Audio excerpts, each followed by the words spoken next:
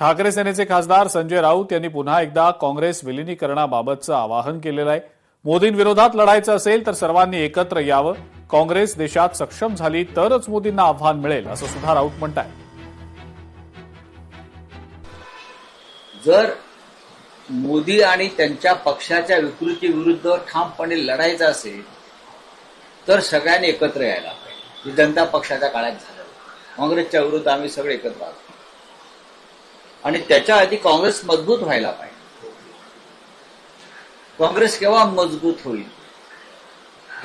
राहुल गांधीच्या नेतृत्वाखाली जे काँग्रेसमधून बाहेर पडलेले पक्ष आणि नेते आहेत वेळोवेळी काही कारणांना, त्या सगळ्यांना आधी एकत्र आलं पाहिजे। जळगावमध्ये विधान परिषद निवडणुकीमधनं आता रेश्मा काळे यांनी माघार घेतलेली आहे आणि त्यामुळे भाजप उमेदवाराचा विजयाचा मार्ग मोकळा झालाय।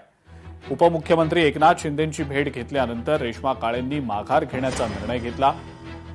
त्यानंतर आता मोठ्या मताधिक्यानं भाजप उमेदवाराचा विजय होईल असं मंत्री गिरीश महाजन यांनी म्हटलेलं आहे। विरोधकांचं खातं सुद्धा उघडलं जाणार नाही असंही गिरीश महाजनांनी म्हटलंय। तिकीट नाकारल्यानंतर किंवा उमेदवारी मागे घेतल्याचं प्रत्येकाला वाटतं, साहजिक आहे जास्त। पण त्यांनी महायुतीसाठी माननीय मुख्यमंत्री महोदय माननीय शिंदे साहेबांच्या म्हणण्याला त्यांनी मान दिलेला आहे। आम्ही त्याची बंधणी केली आणि खरंय ते परिस्थिती त्यांना अनुकूल होती तरी सुद्धा त्यांनी माघार घेतलेली आहे।